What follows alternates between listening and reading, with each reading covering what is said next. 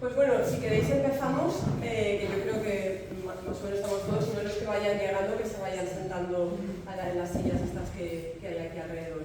Lo primero de todo, millones de gracias por haber venido. Nos hace muchísima ilusión que estéis aquí y que compartáis estos ratos con nosotros. Que nosotros pretendemos hacer pues, estos encuentros que hemos programado, que no son para formar la opinión en nadie, sino lo que pretendemos es que generen reflexión sobre temas de actualidad.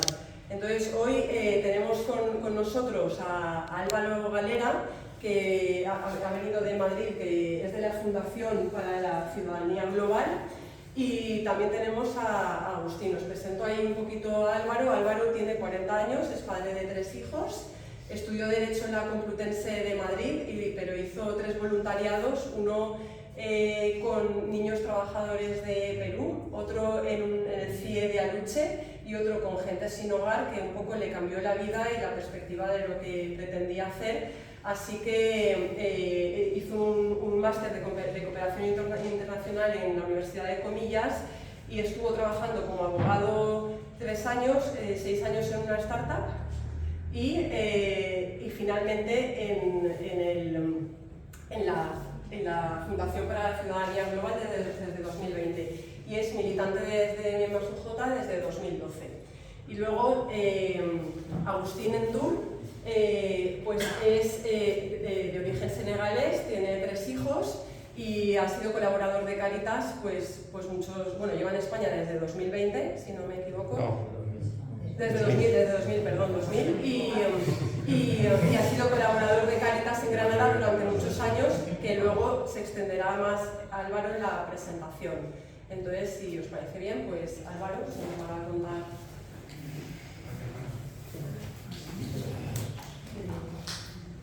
Pues muchas gracias, Marta. Quedé el martes en enviarle un poco así para que me pudiera presentar y se lo he pillado hace 5 minutos y la verdad te la has memorizado. Te la has memorizado. Muchas gracias. Espero haberlo dicho bien. Lo has dicho fenomenal.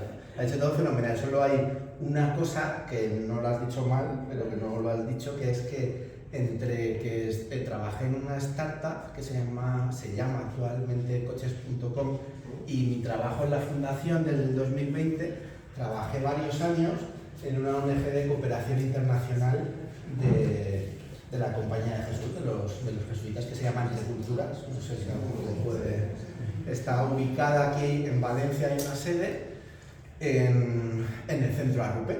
¿Conocéis o ubicáis el centro Arrupe? El antiguo colegio, creo que y ahí estuve muchos años trabajando y conociendo a mucha gente que ahora compartimos camino. Mirad, yo no voy a extenderme casi nada, aunque sabéis que empezar con esa frase es peligrosísimo. Y cuando empieces así... Te cortaremos. Luis es muy directo y corta.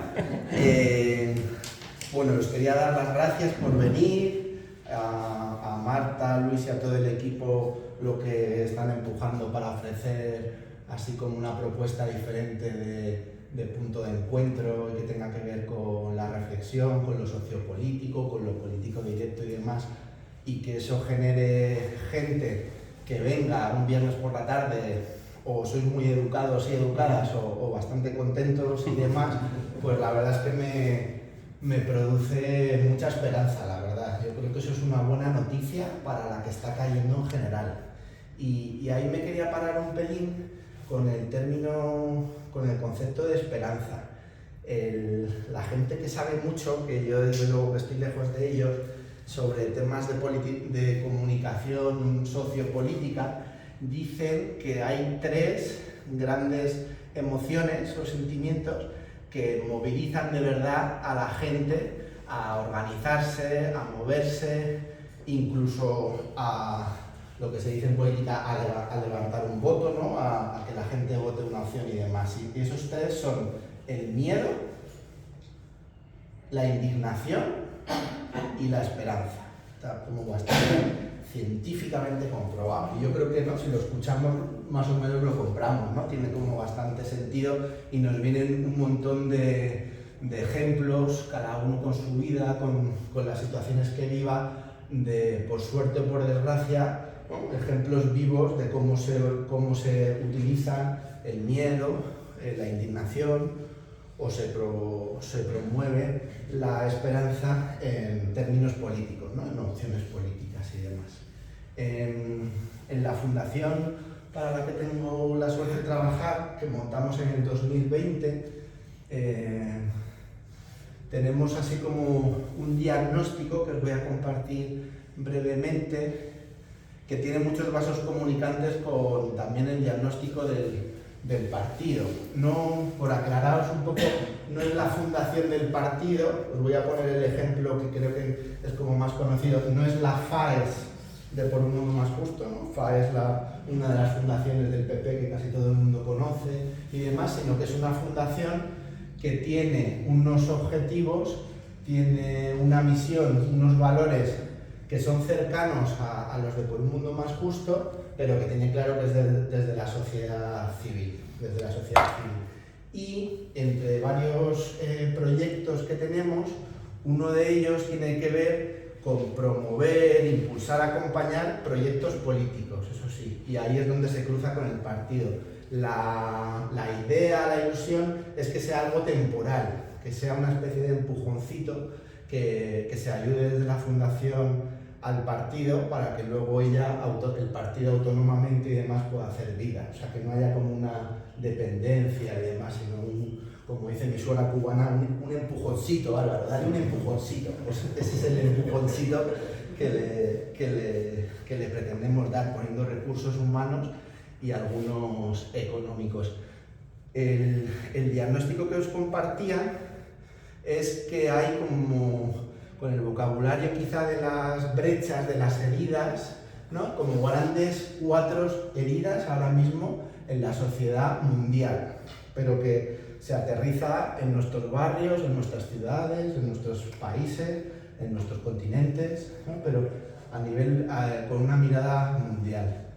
La primera sería una brecha que tiene que ver con todas las personas que sufren, con los colectivos más vulnerabilizados, con la creciente tasa de desigualdad que sabéis que se mide, el índice Gini. ¿Quién ha estudiado cooperación que lo sepa? ¿Sabéis? El índice que estudia la desigualdad entre los más ricos y los más pobres, creo que se llama Gini, o Gini, tengo una duda ahí. Gini, gracias Luis. ¿No? Entonces, como esa brecha de las personas que más están ahora mismo sufrientes. El lenguaje del Papa Francisco, pues los descartados, ¿no? Le llama mucho, ¿no? Esa sería como la primera gran herida. La segunda, que parece que se va haciendo cada vez más fuerte y una brecha cada vez más grande, sería la política. La política que al final se traduce en la falta de entendimiento, en la crispación, en la famosa polarización, que sabéis que ha sido la palabra del año para la Real Academia Española. Polarización ha sido la palabra del 2023. Y el término más buscado en Google en España es Tercera Guerra Mundial.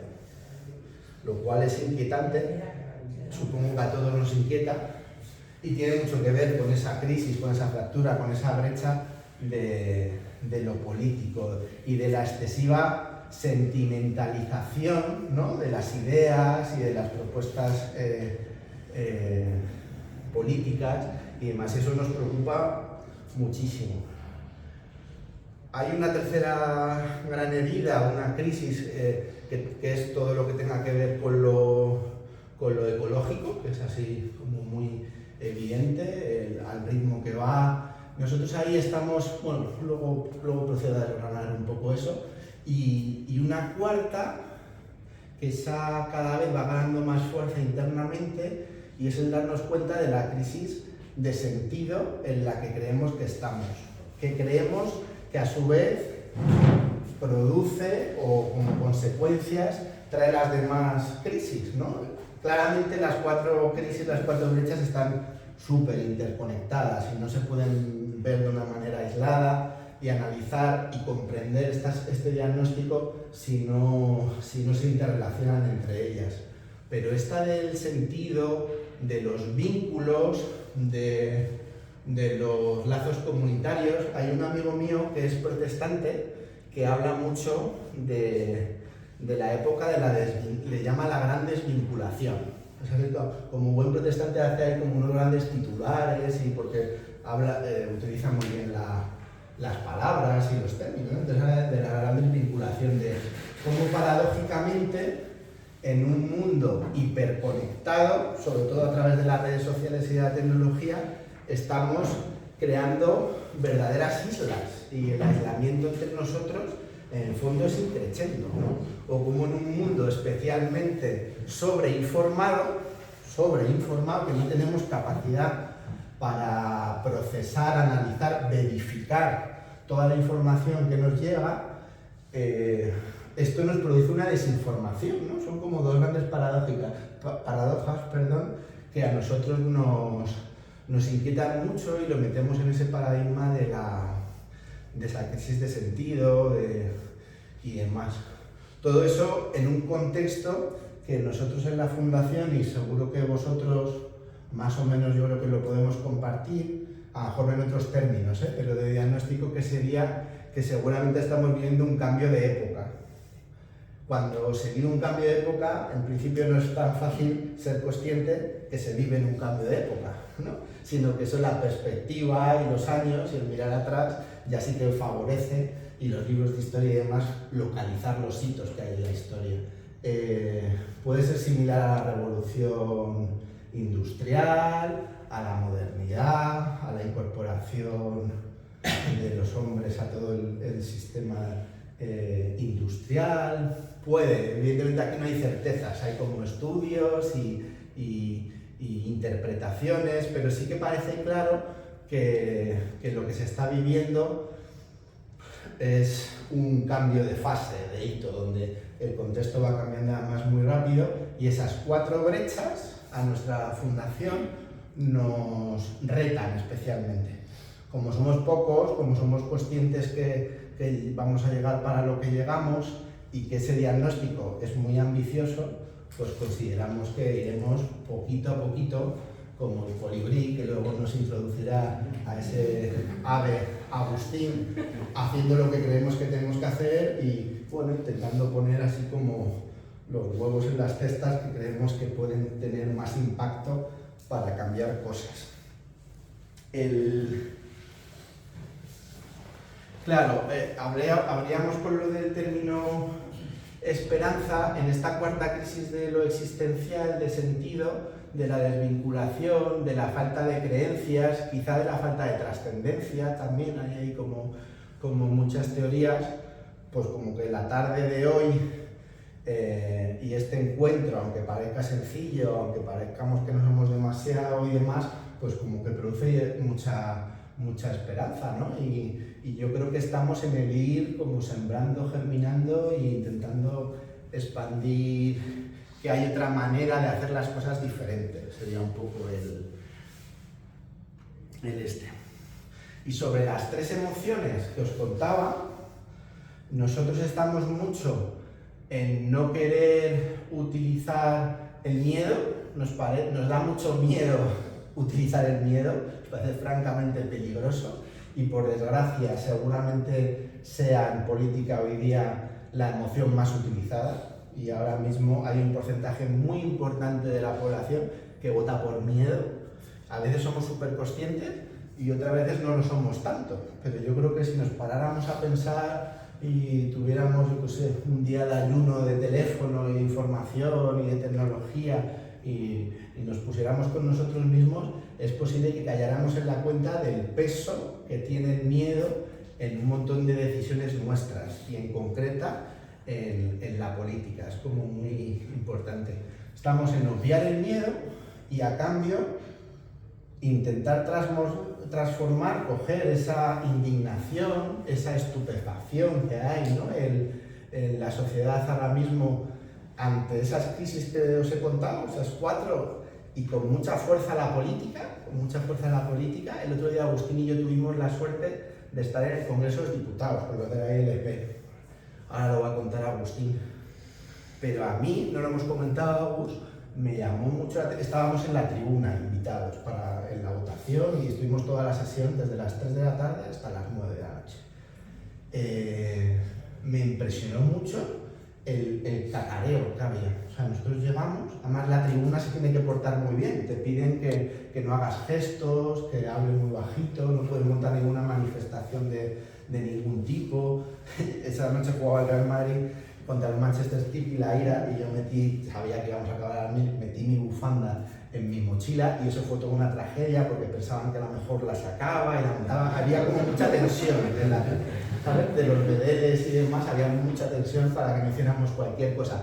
Pero las señorías diputadas y diputados allá abajo, joder, estaban de campo y playa. O sea, estaban en unas situaciones que de verdad, cuando nosotros llegamos, yo era mi primera vez ahí. Y nos preguntamos entre nosotros, pero es que habrá pasado algo concreto que ha producido este rumor, este cacareo, o se han cabreado con algo, o alguna situación simpática, yo qué sé, pero el tema es que pasaban los minutos y iban subiendo al ¿cómo sería? Al estrado, a hablar, a la tribuna.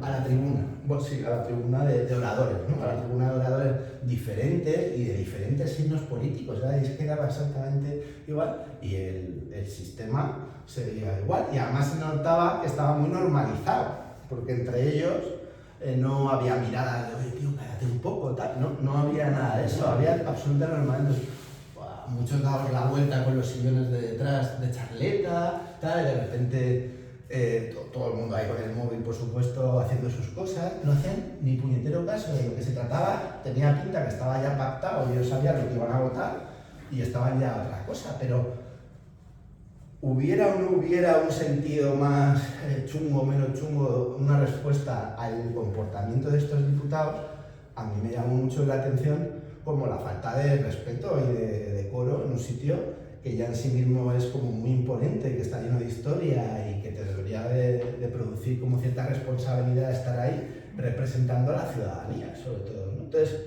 en lo que estamos un poco ahora en la Fundación y trabajando también mucho con el partido, es intentar coger esa crítica, ese malestar, esa indignación, a veces esa falta de esperanza y demás, y transformarlo en esperanza, en lo que yo creo que esta tarde tenemos un trocito de esa esperanza. Y con esto... Y con esto acabo. Con esto acabo porque os dije que iba a ser muy breve.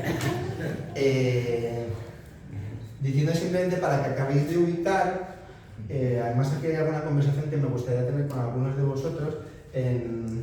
Todo eso lo plasmamos, claro, pues en líneas de trabajo concretas, en proyectos concretos, y simplemente os presento como 3 cosas que estamos haciendo ahora mucho y con mucha ilusión, que ojalá eso en algún momento pues enrede a más gente de aquí y demás. Una es una escuela de formación y de liderazgo que se llama Colibrí, que luego nos va a explicar Augusto qué se llama Colibrí, y le estamos dando muchísima importancia a trabajar con jóvenes.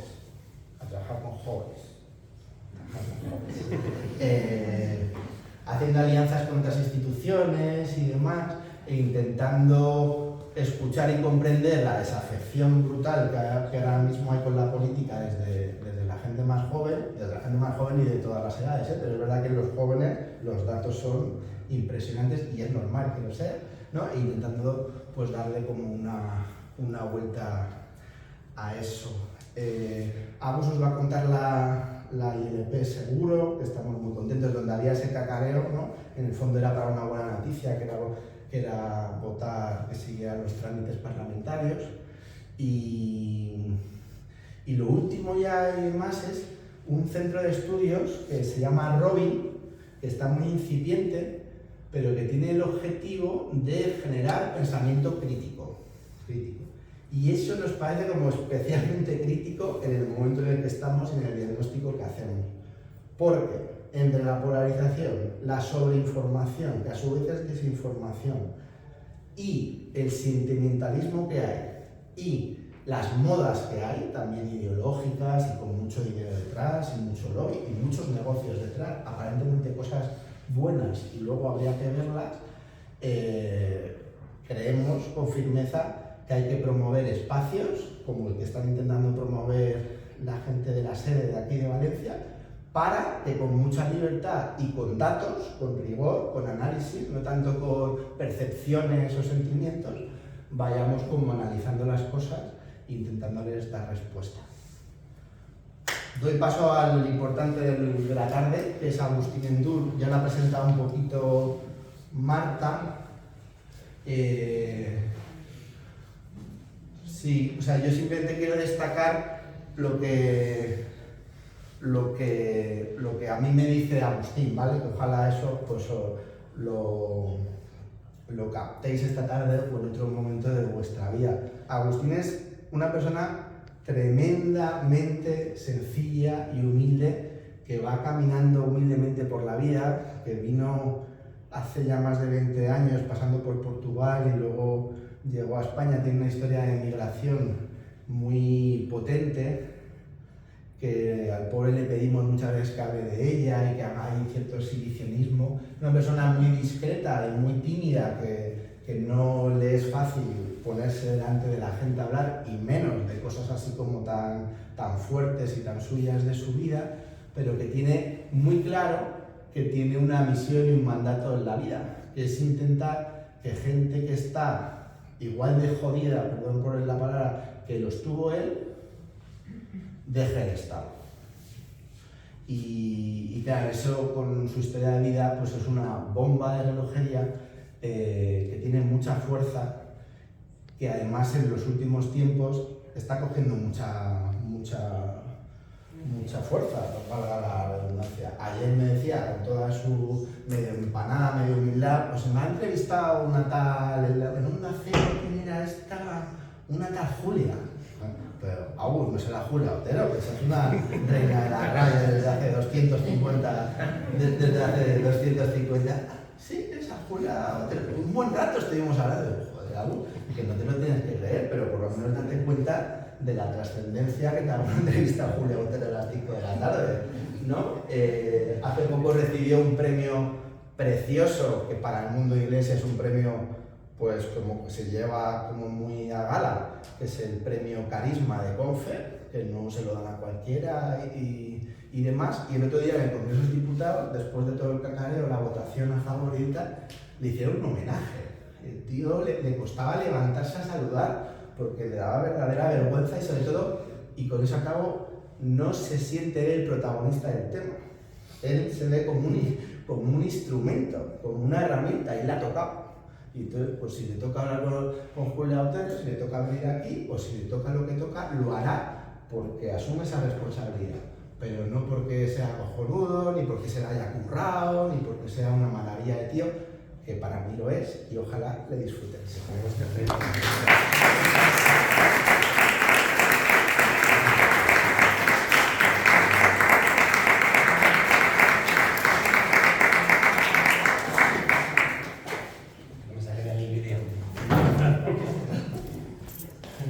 Yo creo que me voy a poner aquí.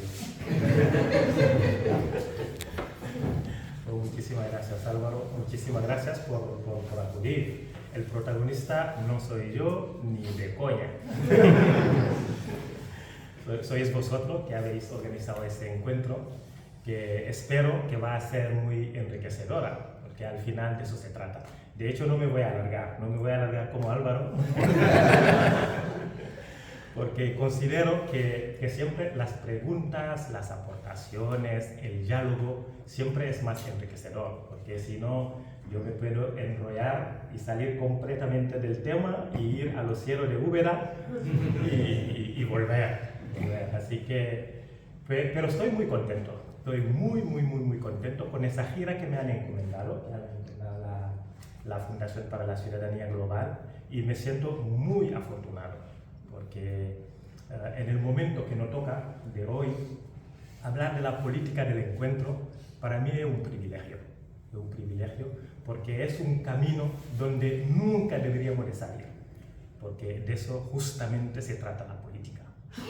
Encontrarnos, dialogar, buscar vías comunes para el bien común, para el bien que todos los seres humanos que somos anhelamos. Cualquier ser humano que nazca en Bangladesh, en Senegal, en China, lo que anhela es estar bien. estar bien consigo mismo, con su familia, con su sociedad. Y en eso sí que los políticos fallamos. Fallamos porque vamos a lo nuestro. Pero también eso es el reflejo de la sociedad, porque nosotros mismos nos cuesta ceder. Nos cuesta muchísimo ceder, nos cuesta perdonar, nos cuesta dialogar, nos cuesta tener una escucha activa. Una escucha activa. Cuando habla con una persona y te está escuchando, se nota y se siente. Pero como ese yo mismo, yo y después yo nos ha invadido tanto, eso se refleja en lo personal, en lo ambiental, nuestra familia, incluso en lo institucional y en lo internacional. Mucha de la guerra que vivimos es debido a eso. Es debido a eso. Quiero más y más y más y más. Y si hace falta que te pisoteo para tener más. Tenemos que hacer un parón, mirarnos y ver hasta dónde queremos ir. Eso que estamos viviendo es realmente lo que queremos. Queremos seguir constantemente en conflicto, no nos cansamos. Hay que hacer un parón. Hay que hacer un parón, pausar, dialogar y mirar realmente lo que nos une, porque eso es lo importante. Diferencia hay un montón.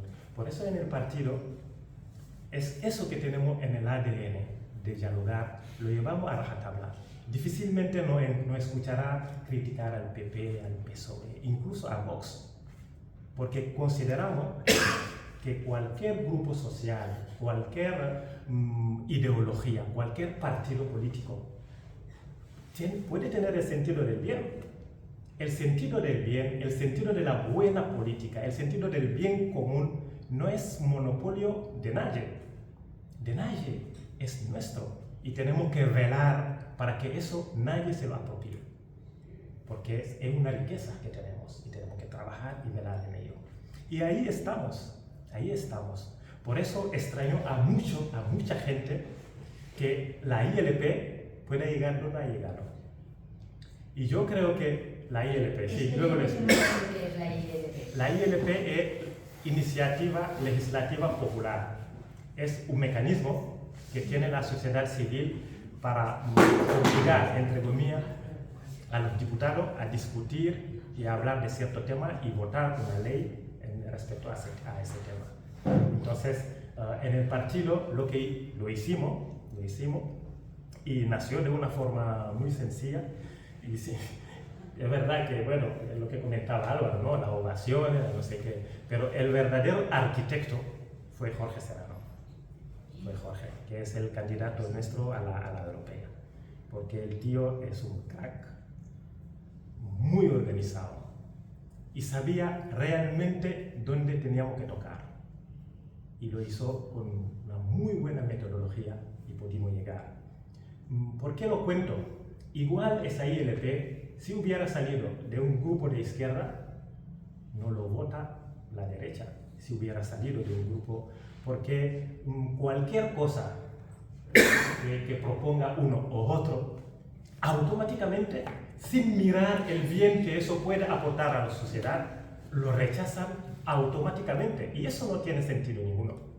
No tiene sentido ninguno. Cualquier cosa que propone el PP, lo rechaza el PSOE. Viceversa. No tiene sentido.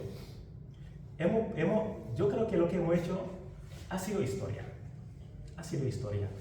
Porque hace mucho que estos bloques no votaban juntos. Y yo creo que también ahí está la fuerza de lo pequeño. La fuerza de lo pequeño. Y esta constancia y eso, saber que esto es lo bueno para la sociedad, para los hermanos empobrecidos, y poner el foco ahí. Porque siempre lo cuenta Jorge, o sea, en los grupos que estaban recogiendo firma, aparte estaba Cáritas, pero estaban los soviets de Getafe, o sea, más polarizada no puede haber. Son grupos comunistas. Soviet de Getafe. Son grupos muy a la izquierda, que tuvieron que caminar con la conferencia episcopal. Es una cosa ilógica, pero lo pudimos hacer. Lo pudimos hacer porque partimos desde la sencillez. No solamente partimos desde la sencillez, pero también en muchos momentos dados pudimos ceder. Pudimos ceder. Porque llegó un momento que estábamos para tener la portavocía, lo que iban a hacer la exposición de motivos al Congreso de los Diputados. Y nos dijeron, como somos un partido político, pues no podemos representar a la sociedad civil, no podemos ser parte de la portavocía. Y fue un golpe, porque también, de alguna forma, eso nos hubiera permitido pues, una cierta visibilidad. Y fue heavy, fue muy heavy. Nos reunimos y recuerdo una frase que dijo Jorge, una frase bíblica que me gustó mucho.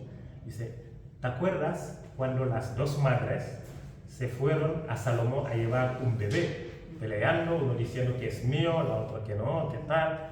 Y una dijo, mira, que lo partamos en dos y que cada uno se lleve un cacho. Y la buena madre, la madre verdadera, dice, no, que se lo lleve él, que se lo lleve ella, porque quería salvar al hijo. Eso es lo que hicimos con la ILP. Mira, ¿qué más da que lleven la portavocía? ¿Qué más da? Al final, al cabo, aquí lo que nos ha movido hasta aquí son los hermanos que están viviendo en la indignidad de ser un mal llamado sin papel, en no representar nada, en no ser nadie. Eso realmente es lo que nos importaba. Dijimos, mira, la portavocía es lo que quiere. Y seguimos, y pudimos seguir. Y renunciar a esa, podría estar contando. Álvaro ha estado también ahí en la comisión promotora y ha sufrido, lo ha sufrido. Y eso, lo bueno que tienen los partidos políticos, es verdad que tenemos vocación de crecer, queremos crecer. Y muchas veces el miedo que me da no es que no crezcamos, porque vamos a crecer fijo, o sea, segurísimo. Pero el miedo que me da que perdamos esa cercanía que tenemos ahora, esa hermandad, ese tú a tú, ese cariño mutuo que tenemos. Eso es el miedo que tengo, que cuando crezcamos, cuando seamos muchos, que podamos perder eso. Y queremos poner mecanismos para que eso no pase. Y yo creo que algunos que han venido en nuestro congreso lo habrán notado esa cercanía que no parece un partido político. No lo parece. Y de hecho es lo que me enganchó. Yo, a mi compañero, me dice, Agustín, tienes que meterte en la cabeza que eres un político. Y le digo que no soy político, no me gusta la política. Pero estoy en política, porque sé que es necesario. Porque en un momento dado, con el activismo, en protestar y tal, era necesario dar ese paso, que es más difícil, más comprometedor, porque la política está tan embarrada. Y yo sospecho que está hecho adrede, está hecho a propósito para que mucha gente de bien no entre ahí. Mucha gente honrada diga, política, Y eso no puede pasar factura, porque si la gente de bien no se meten en masa y cambien esto, nos seguiremos quejando siempre. Siempre nos seguiremos quejando. Y es probable que vayamos directamente a la pared. El comprometerse, yo vuelvo a insistir, no me gusta, porque te expones en el momento que entré, era el momento cuando Vox estaba a tope. Imaginaos, un negro que se presenta a presidente del gobierno.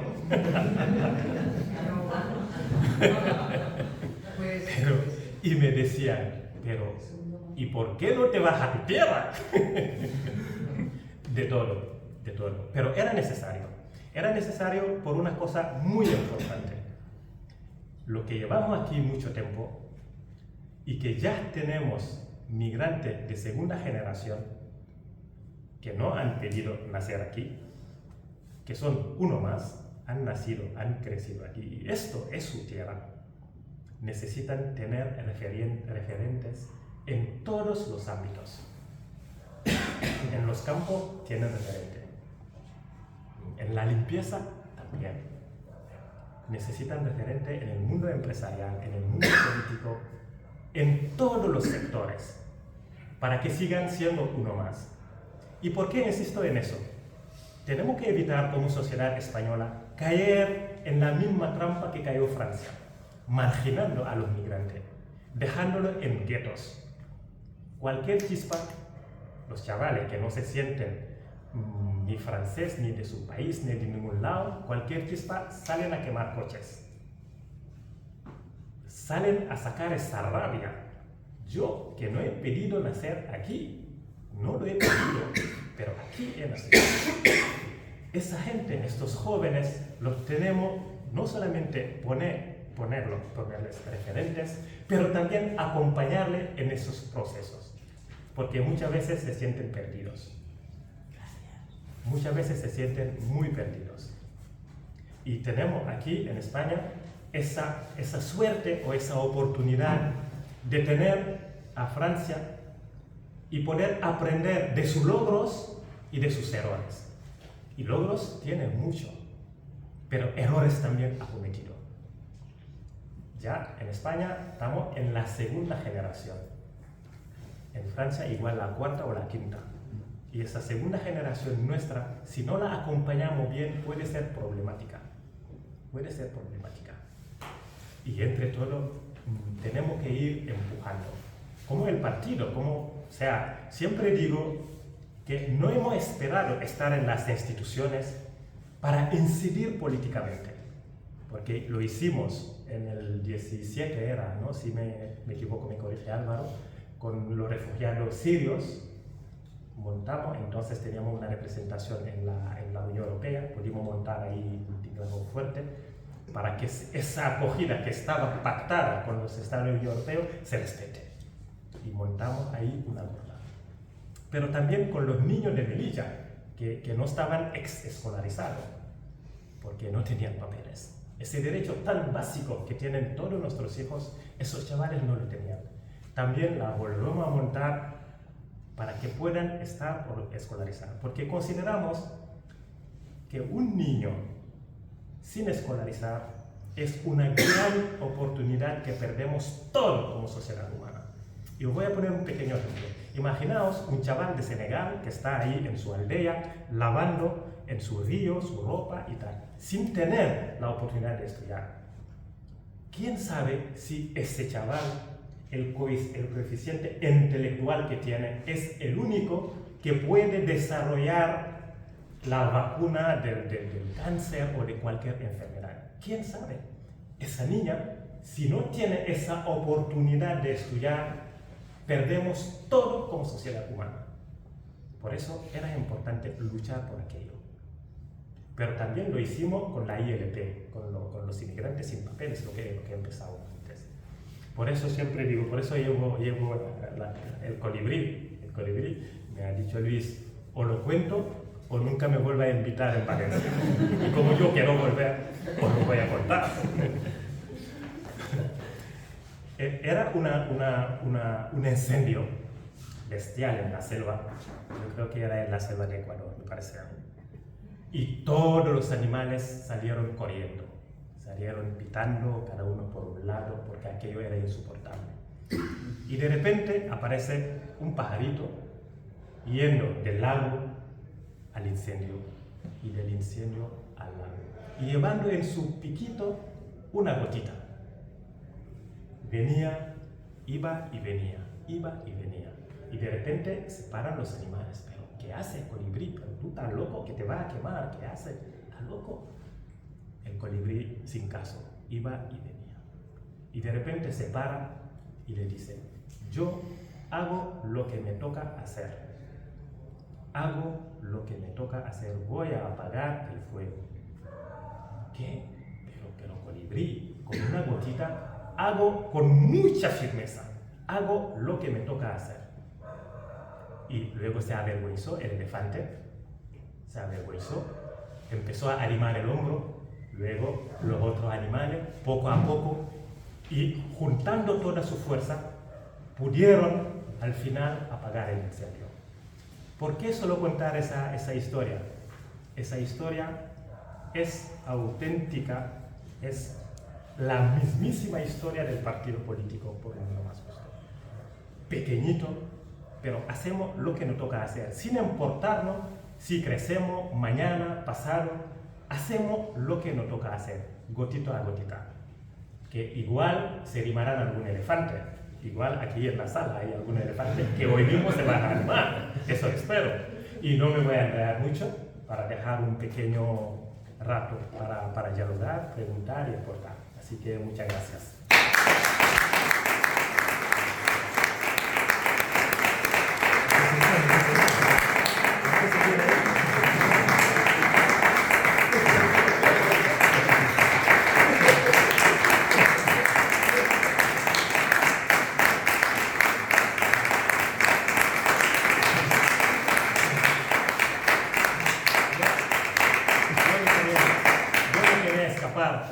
Me quería meter debajo de la silla y me dice Marta, no. No te preocupes, aquí podemos preguntar si tenéis algo que queráis preguntar. También podéis preguntar a Álvaro, que sabe más. Yo sí que quería hacerte una pregunta, Agustín. ¿Qué diferencia, o sea, qué sientes entre no tener papeles y cuando te dieron los papeles? ¿Qué diferencia hay? Es fuerte. Porque yo recuerdo, o sea, yo cuando no tenía papeles, de algo tenía que vivir. Entonces, vendía sede, no sé si os acordáis de aquellos sede de los senegaleses que ponían su manta ahí y tal. Pero cuando llegué, lo primero que me dijeron, me buscaron una mochila con un montón de sede y me dijeron, tú a los bares y tal. Madre mía. Y ya, pum. A mí me daba mucha vergüenza, no entré en ninguno.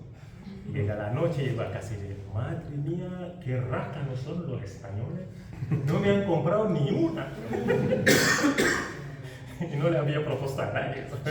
Yo con mi mochila dando vueltas, porque me daba cosas. Al final me pusieron así como un espía para seguir a ver qué pasa. Y cuando llegué a casa me dijeron, Agustín, tú no estás vendiendo. Al final me dijeron, mira, búscate unas gafas, unas no sé qué, y ya no tiene que proponerle a nadie. Tú lo pones así en tu mesa y el que quiera que se acerque. Y ya así empecé a vender poco a poco, pero no te llega. ¿Por qué cuento eso? Cuando no tiene papeles y quiere vivir con un mínimo de dignidad, algo tiene que hacer si no quiere delinquir. Y luego, con ese miedo que uno lleva en el cuerpo cuando sale de su casa, que en cualquier momento te puede parar un policía, pedirte los papeles, meterte en un CIE. Un CIE son los centros de internamiento para inmigrantes, ¿no? Meterte en un CIE y a lo poco día devolverte a tu país. En cualquier momento, o sea, cuando sales de su casa, no sabes si va a volver o no, porque puede ocurrir cualquier cosa. Entonces, ese miedo, andar años con ese miedo, es tremendo. Igual en un momento lo termina normalizando, que sea lo que Dios quiere, ¿no? Normalizando. Gracias a Dios, cuando obtuve los papeles, de hecho, es también providencial. Él que lo hizo suyo, esa problemática, fue Cañizares, Monseñor Cañizares, el arzobispo, bueno, ahora es arzobispo emérito de Valencia, pero estuvo en Granada antes, Fue que llamó al subdelegado del gobierno, movió aquello, porque colaboraba, aunque no tenía papeles, pero colaboraba con el secretario de Migraciones, sin tener papeles, en la traducción, en el acompañamiento y tal. Entonces, Monseñor Cañizares dijo al secretario de Migraciones, pues lo buscamos trabajo en Cáritas y si quiere que sigue de voluntario. Y así seguí. Y es completamente, o sea, es como estar en la cárcel y tener libertad. Porque una vez que te den los papeles, yo me acuerdo cuando teníamos la fiesta del 1 de mayo, que toda la pastoral social solíamos organizar la misa con las peticiones y tal, y participaba como pastoral de migraciones. Y cuando terminaba iba a saludar a Cañizares. Y me dice, ¿ya tienen los papeles? Y yo, pues Va a ser que no. Me dice, ¿qué? Que sí, ya hablé con no sé qué, tal y cual. Y el día siguiente me llegaron. Y lloré de la emoción, porque ya llevaba mucho tiempo sin ir a Senegal. Empecé a pensar que por lo menos puedo tener una cuenta corriente, puedo. Y fue una pasada, Y eso fue de lo que nos motivaron como partido político, por lo menos empatizando con el sufrimiento de tantos hermanos, propulsar esto y procurar que llegue a su fin. Pero sí, es muy diferente que uno tenga papeles y no tenerlo, porque no puede ni viajar, anda con mucho miedo y es muy complicado. Así que, sí. ¿En qué año los obtuviste? ¿Eh? ¿En qué año los obtuviste? En 2001, con Aznar. Con Aznar, sí. Por eso muchas veces cuando se habla de regularización y lo quieren colocar en una ideología concreta, digo, pero es que Aznar, que yo sepa, no es de izquierda, ¿sabes? O sea, yo me regularicé con José María Aznar, y Aznar pues, de izquierda no es, ¿no? De hecho, el PP hizo 5 regularizaciones, 5, y el PSOE hizo 4. El PP le gana por 1. O sea, tiene que empatar.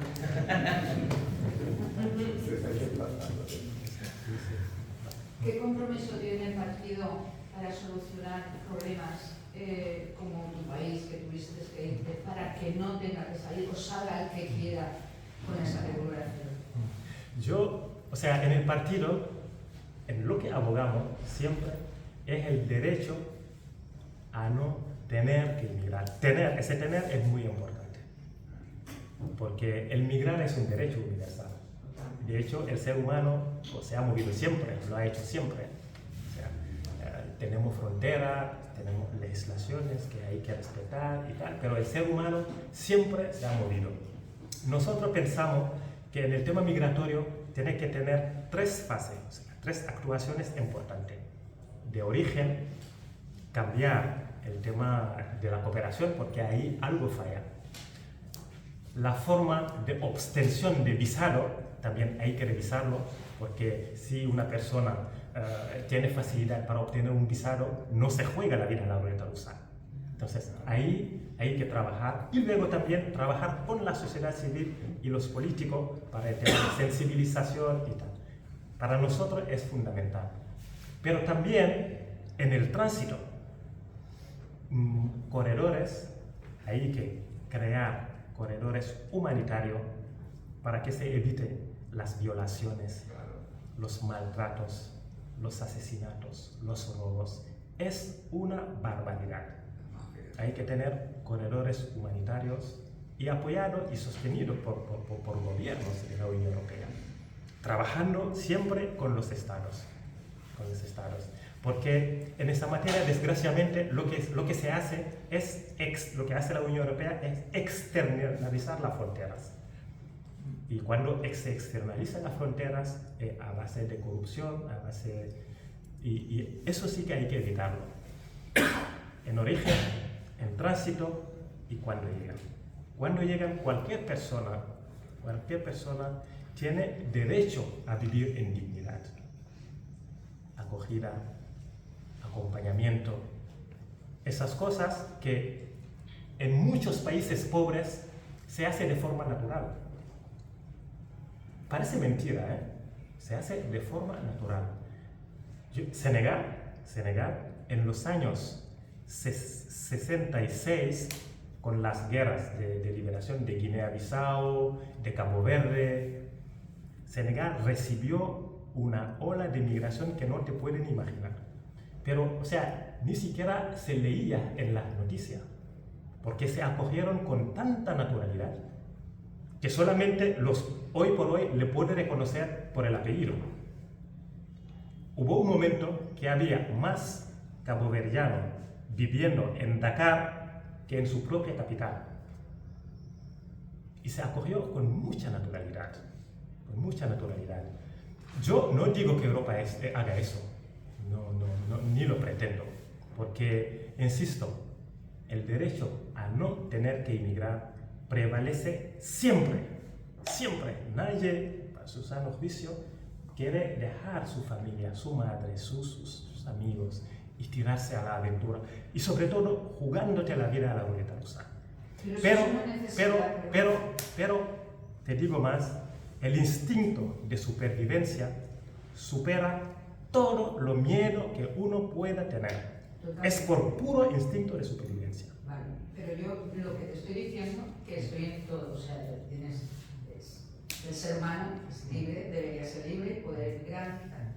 Pero la necesidad que tienen de dejar todo eso, ¿qué hace la política para apalear eso? Para darles los medios como para vivir mejor y que cada uno emigre cuando quiera, ojo, no por necesidad y jugándose la vida. ¿Qué está haciendo la política sobre eso? Es que ahí yo te puedo asegurar, si entramos en ese terreno, podemos, porque iríamos en la historia. ¿Por qué estos países están tan empobrecidos? Iríamos en la historia, incluso... Eso es lo único que nunca se dialoga aquí. Pero eso es el kit de la cuestión. Sí. Pero fíjate, ir a la historia y remontar, porque la historia de África nunca la cuento desde que el europeo ha descubierto África. África tenía un imperio súper potente. Y es una falsedad empezar la historia de África desde la esclavitud, porque no tiene sentido. La historia de un pueblo no es de 100 ni de 500 años, es muchísimo más, muchísimo más. ¿Por qué digo que remontaríamos a la historia? Cuando se remonta a la historia, se reparte responsabilidades. ¿Qué responsabilidades han tenido los países africanos y qué responsabilidad han tenido los países que saquearon a esos países? Pero siempre dejándolo en su contexto histórico, sin lanzar piedra o culpar al otro o querer tirar balones o piedras, tirar balones fuera. Pero tendríamos que remontar a la historia y ver por qué esos países son tan pobres. Y luego, Senegal, ahora que tiene petróleo, gas, materias primas alucinantes, o el Congo, ¿por qué siguen en guerra? ¿Por qué se sigue saqueando sus recursos minerales? ¿Por qué? Porque tendríamos tantas preguntas que hacer y tantas cosas que resolver que igual no saldríamos de aquí. Es que hay muchas responsabilidades repartidas. Desgraciadamente, lo más fácil es decir, no, son políticos corruptos, porque es lo más fácil y puede que sea verdad, pero no sería toda la verdad. Y siempre el que corrompe se lleva mayor beneficio. Entonces, es que a problemas difíciles no se pueden buscar respuestas fáciles. O sea, no te puedo decir, no, es un tema súper complejo. Pero lo que sí está claro, el derecho a no salir de tu país tiene que prevalecer, siempre. Pero si no te queda otra, que te busquen condiciones para que no te juegues la vida. No sé si te... Sí, el mismo derecho de salir y de volver, eso es. No, por eso... La posibilidad de poder elegir, no yo necesidad. Y fíjate, es que el tema, lo triste en todo eso es que hay buenos pasaportes y pasaportes que casi no valen nada. Porque cualquier hijo de vecino que estamos aquí, si su hijo quiere ir a donde sea, va y le sellan el pasaporte, inmigra y va donde le da la gana. Pero los africanos pues no tienen el buen pasaporte. No tienen el buen pasaporte, con lo cual no pueden viajar como lo haría cualquier hijo de vecino. Y eso también hay que abordarlo.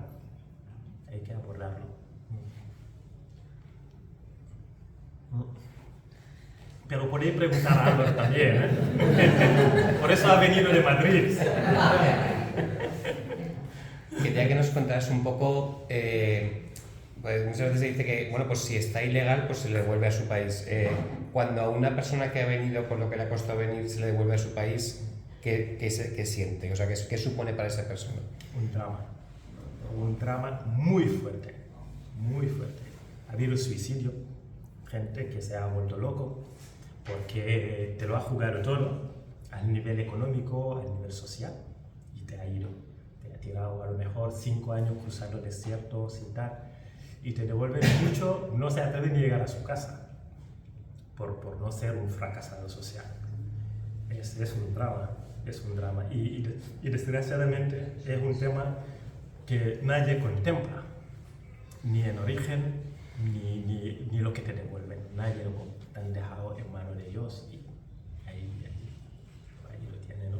Y es muy triste, es muy, a mí son de las cosas que me parten el alma también. Y junto a mucha gente que vemos aquí, paisano, que me imagino con tanto sufrimiento desquiciado, o sea, cada vez se ve más a inmigrantes sin hogar. Antes no se veía, pero cada vez se ve y además se nota con una cierta deficiencia, ¿no? Y eso no se veía. Y siempre me pregunto, ¿qué drama habrá sufrido? ¿Qué le habrá pasado? ¿Qué drama? Me lo pregunto muchas veces. Y es muy triste, ¿eh? El devolver es tirar un proyecto de una vida entera, tirarlo en unos minutos, tirarlo a la borda en unos minutos. Es súper duro y muy injusto. Pues yo quería añadir una cosa. Cuando cogen a la gente y la deportan, no es a su país, es a África. Muchas veces es un país africano que está a la otra punta del otro y tiene que hacer el recorrido de vuelta a su país tan horrible como han hecho. Claro. Lo que hacen es, cuando había muchos CIEs, en Valencia hay uno de los pocos que quedan, y no sé si es el último lunes, no sé bien el día, pero hay un día en la Puerta Azul, que se llama la Puerta Brava, se reúne la gente para pedir que se cierre el CIE, porque están en condiciones infrahumanas y no han delinquido y es como una cárcel. Y entonces a mí me explicaron que lo que hacen es que cuando estaban todos los CIE de España llenos, el gobierno paga un avión, lo fleta, y en un país africano da igual, el que deciden ellos más barato, eso ya no lo sé. Y ahí los dejan y ya te buscan la vida, y ya 2.000, 3.000 los kilómetros que haga falta para ir a su país. A mí me ha dejado consternada lo que has dicho, que en mi propio país no den la opción de dar un pasaporte. Me has dejado algo que no sabía y que me parece que eso es de política internacional, eso es muy grave. O sea, es como, no el pasaporte, es el jamás había oído eso. Es el visado, no el pasaporte. O el visado, lo que sea. Sí. Quiero decir que no dé oportunidad a Sí. eso, es que eso es limitar la libertad absoluta de poderte mover. Sí. No. Eso yo no lo había oído jamás, quiero decir. Entonces, claro, eso da pie a que haya mafias, que haya... Es decir, a cambio de eso, pero eso no se ha dicho nunca en prensa. Esto está muy... Esto es un subterfugio denunciante. Y las mafias en los consulados. Eso también es un tema súper delicado. Pero eso es las mafias en los consulados. Sí. Es un tema muy delicado que tiene tela, pero tela marinera. Sí. Es complejo el tema migratorio, es muy complejo. Pero muy complejo porque es África. Bueno, yo creo que no es porque sea África, no solo exclusivamente porque los africanos hay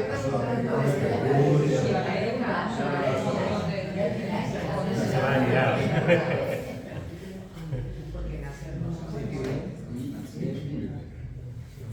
Ha coincidido totalmente con Álvaro que tu testimonio es muy potente pues, porque has vivido la situación de los que muchos viven ahora, ¿no? Entonces mi pregunta es, ¿qué mensajes se les puede dar pues, a todas estas personas y a todas las que llegarán, ¿no? Porque esto desgraciadamente no acabará? Un mensaje de esperanza, ¿no? Bueno, pues como tú lo has vivido, ¿qué podemos decirles, ¿no? Cuando se encuentran en esa situación inicial de que acaban de llegar y les queda un proceso largo y algo. Yo, lo que todavía no han venido, que no vengan. O sea, está claro. No, además, es que, o sea, a mí me flipa, porque es que lo que pierde es África, coño. Es que África que pierde su mano de obra, su juventud. Es que a mí me alucina. El recurso de todo. ¿Sabes? Es que, o sea, el problema más gordo que tiene África hoy por hoy es el robo sistemático de cerebro. O sea, un país pobre forma su médico, su ingeniero, su técnico y coge y se van. Y eso lo potencia la Unión Europea. Es que una hipocresía que te flipa.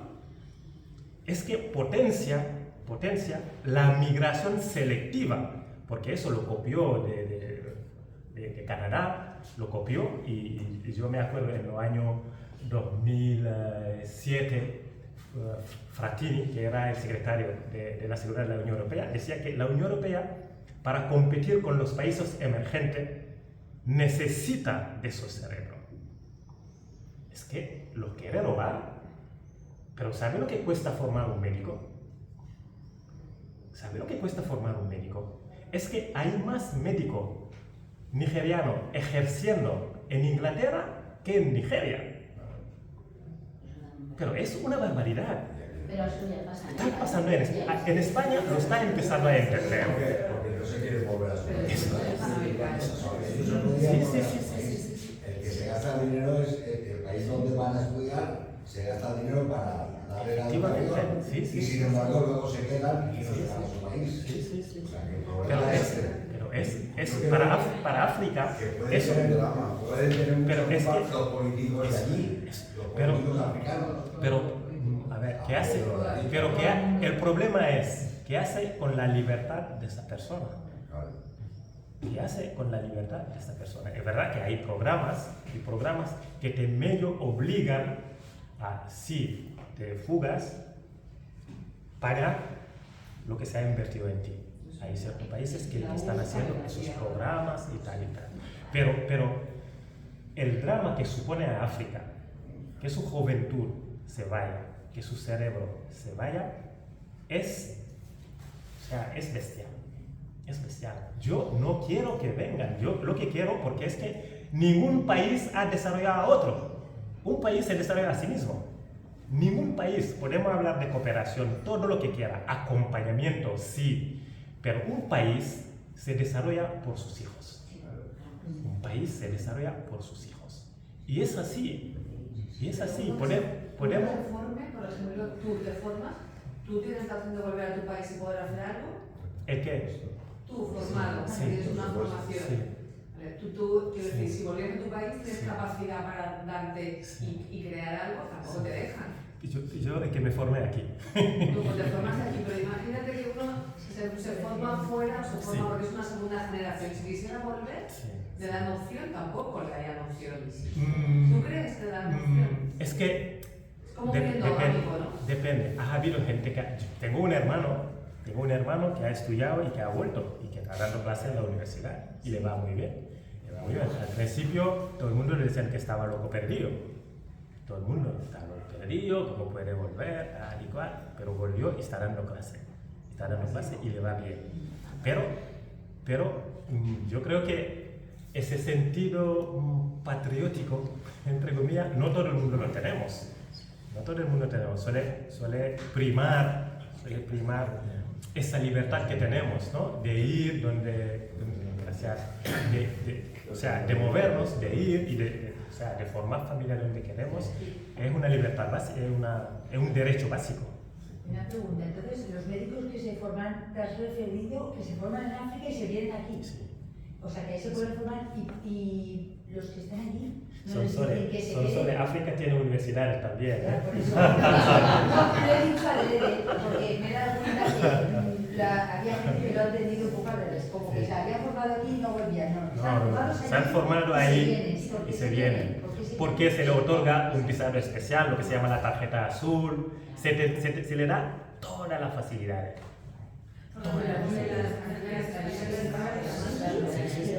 Vamos a ir acabando unas últimas preguntas. Tenemos dos preguntas.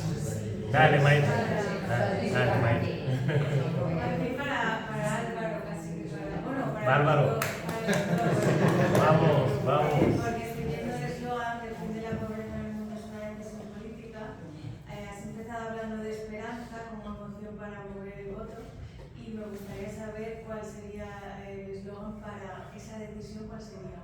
Si estuvierais en el poder, ¿qué decisión tomaríais para acabar con esa pobreza. Joder. Seguro que te vas a ir un poco empanado, a ver. Me he distraído un minuto. Pero relajado, estaba pensando en la caña. Sé que no es fácil, ¿eh? Sal, al ruedo, Una pregunta difícil, no se puede dar una Sí. respuesta. Eso. No, esas salidas las maneja mucho mejor Agustín.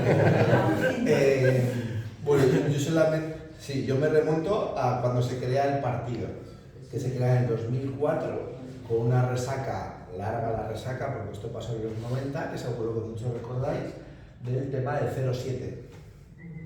07. Las acampadas que hubo, ¿no? Y en esos sitios, en Madrid yo las viví como un niño pequeño que iba a un cole, que curas de su cole se iban a manifestarse y a tener huelga de hambre. Uno de hecho falleció, me acuerdo perfectamente, llegó hasta el final para el tema del 07. De hecho el partido se intentó llamar 07 ya, pero como era el nombre de la plataforma civil, pues nos dijeron que nos buscáramos otro nombre y nos buscamos este. Entonces, respondiendo a tu pregunta, y aunque claramente es una línea y es incompleta, porque aquí se trata de un montón de políticas, ¿no? Holísticas que vayan de la mano, creemos que si ese compromiso que jamás se ha alcanzado, lo máximo ha sido en el 2009, creo, 2010, el 0,35% del PIB, ¿no? El 0,7% del PIB es el reclamo, lo máximo que hemos llegado es el 0,35%. Y cuando vinieron maldadas en el 2008, pasamos al 0%, pero literal, el 0%. Entonces, aunque eso no acabaría desde luego con la pobreza en el mundo, ¿no? Nuestro 0,7 de los españolitos, sí que como partido, desde luego que lo viviríamos como la mejor noticia posible para la esperanza desde nuestro llamado de la política, que habría yo creo que políticas más sofisticadas y que tengan más pegada, que tengan que ver con comercio internacional, que yo creo que ahí está el gran mejunje del tema, pero por ser también fieles a nuestra historia y demás, 0,7 en cooperación internacional. Álvaro, una pregunta. ¿Este partido es Son soles ya, No. ¿Este partido es solo católico? ¿Se habla mucho No. de la iglesia y tal? Vale, eso me gustaría que lo explicaras. No, no es católico, lo que pasa es que tiene unos orígenes que no fue 100% ni mucho menos, pero hubo muchas personas que estaban acampadas en diferentes lugares de España con el 07 y ahí había mucho movimiento de sociedad civil y una buena parte de iglesia, de parroquias, de Cáritas, de ONGs y demás. El partido se declara pluriconfesional, que necesitaría más de 20 segundos para definirlo, porque es un término casi de primera de joder, que es un partido pluriconfesional. Tiene la certeza, Luis sabe más que yo de esto, porque ha sido de las personas que ha abanderado este rasgo del partido, que para nosotros es muy original y es muy actual. Al final creemos que entendemos que hubo un momento que será confesional, ayudó mucho a la hora de llegar a acuerdos, de respetarnos y demás, con todo además este tema de la violencia. Creemos que estamos en un momento muy diferente de la sociedad y de las personas, que hay que trascenderlo y que para esa construcción de ciudadanía, para dejar la polarización, para demás, lo tenemos que hacer desde lo que somos. Y en lo que somos, y ahí entra lo pluriconfesional, ¿vale? Está las creencias religiosas, las confesiones oficialmente reconocidas y las que no tanto, y por supuesto el ateísmo y el agnosticismo. En el partido ahora mismo hay un 60% que se declara cristiano, porque tenemos una familia evangelista bastante importante también, hay un 60% que se declara cristiano, un 7% creo que está musulmán, un 7% otras creencias, confesiones, y el resto se declaran o agnósticos o ateos. Entonces esa es la fórmula. Lo que pasa es que nosotros ahí lo vivimos porque queremos ser como muy naturales y muy honestos. Entonces veréis que no medimos mucho si decimos que vengo de la parroquia, y lo decimos tranquilamente, porque no creemos que sea un elemento que al otro le deba de separar y de darle un poco grima. Y de hecho nos gustaría hacer pedagogía con eso, incluso que hubiera un partido de decirle, no, es que yo vengo de la parroquia, a lo mejor te lo cuento no gratuitamente, sino también para que comprendas desde dónde yo me muevo y por eso hago esto y lo otro. Y exactamente igual pues, con la persona atea, con la persona agnóstica. Y creemos que ciudadanía global precisamente pasa también por eso, por el relacionarnos muy libremente desde lo que somos, y ese lo que somos pues tiene un muy importante. Y hablar de paz y no hablar de religiones, además hoy día es como muy contradictorio. Pregunta, una pregunta para Agustín, así. Me ha gustado mucho el que tocaras el tema de las segundas generaciones, porque eso es el futuro. Y un poco que comparas el modelo francés, porque ahí es verdad que tienen ciertos problemas con esto. La idea es un poco, a pequeño detalle, si crees que hoy por hoy la sociedad española está preparada para dar visibilidad a esas segundas generaciones. Ya sé que tiene muchos problemas con las primeras, pero al menos un pequeño rasgo para poder dar visibilidad a esas generaciones que son tan españoles como todos estamos aquí. Yo igual, es que yo tengo mucha esperanza y yo creo en el ser humano. Y además, yo lo que noto, la sociedad española por lo general es acogedora. Lo que pasa es que hay una minoría que hace mucho ruido, y luego se instrumentaliza también. O sea, a la diferencia de Francia, la sociedad francesa no es acogedora. O sea, en Francia hay un racismo social. En España hay un racismo institucional. Aquí la sociedad es más acogedora, pero en las instituciones difícilmente verá un negro o un hijo de un inmigrante teniendo cierto puesto. Se mira mucho el apellido para darte según qué trabajo. Esas dificultades institucionales sí que la hay, pero por lo general, o sea, igual hablo desde mi cercanía, desde mi vivencia. Es una sociedad bastante acogedora. Y lo digo porque he viajado en otros países. Europeos. Por eso no creo que eso sea tan difícil. Pero hace falta que las instituciones también arrimen un poco el hombro para ver qué vía coger para adelantarse a lo que pueda pasar, ¿no? Y eso es yo creo que es una cuestión de voluntad política, pero sería importante que se trabajase el tema. Yo puedo decir algo. En mi gran Navidad profesorar en un colegio con 21 nacionalidades diferentes. O sea, tengo experiencia en el tema y yo he sentido la satisfacción de profesores cuando han visto a un alumno inmigrante que ha colaborado con nuestro esfuerzo, y es lo más satisfactorio para un profesor. Y eso es maravilloso. Y la pena que hemos sentido es lo que has dicho tú ahora mismo, Agustín, que cuando ellos han hecho el esfuerzo, y yo tenía una alumna que sacó la carrera de Derecho con fotocopias, luego la administración, la justicia no ha dado el paso para coger ese esfuerzo. Pero España no es racista.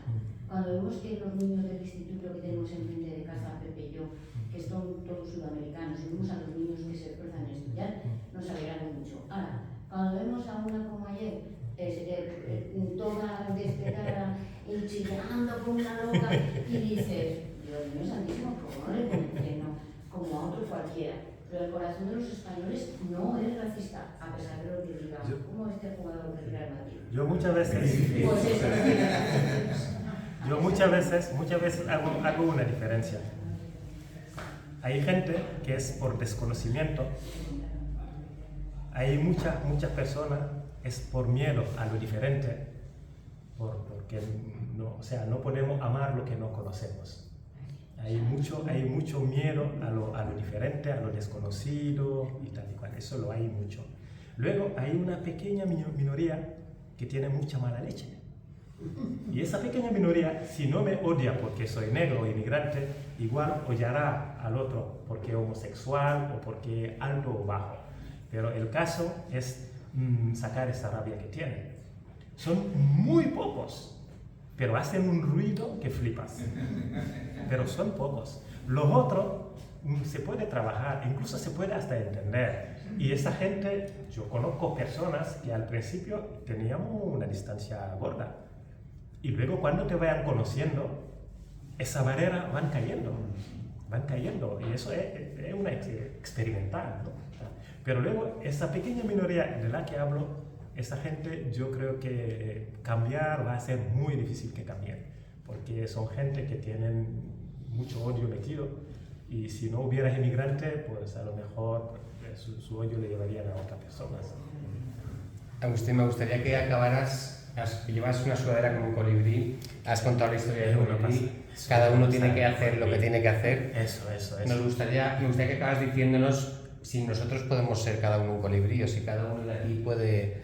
¿Qué es lo que tenemos que hacer cada uno? Yo no soy nadie. Yo no soy nadie para decir lo que tiene que hacer cada uno. Pero es verdad que me gustaría que animemos el hombro. Si no somos colibrí, que seamos por lo menos elefante o lagartijo o lo que sea, pero que traigamos agua, porque el mundo va bastante mal. Y yo creo que la gente de bien tiene que empezar a comprometerse para ir cambiando las cosas. Yo creo que está en nuestra mano, no está ni en la mía ni en la de Marta. Es que es entre todos lo que tenemos que trabajar para cambiar ese mundo, si queremos realmente llegar a esa aspiración que es el bien que anhelamos entre todos. Cada uno tiene que... pero desde donde pueda, o sea, no quiere decir que vamos a empezar mañana, no se trata de eso. Cada uno tiene su propia realidad, personal, familiar, laboral y tal, pero desde donde uno pueda, pues toda ayuda es necesaria, y hasta ahí, así que gracias.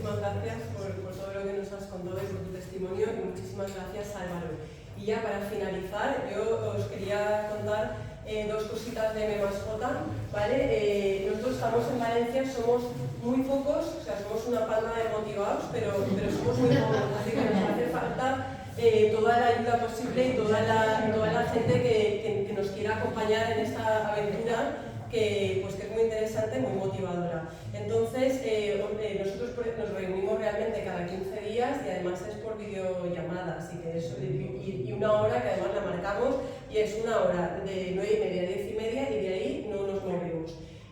También hacemos un encuentro con jóvenes que es tardeo político, y como hablaba Álvaro de la desconexión que hay entre los jóvenes y la política, y nos gustaría pues, que un jueves al mes se reuniera gente cada uno con sus ideas. Aquí no queremos gente homogénea ni ideas homogéneas, sino cada uno con sus ideas, pero que sea capaz de venir a dialogar entre jóvenes, que tenemos también una parte de jóvenes en MMasJ que son un poco los que movilizan ese encuentro de tardeo político.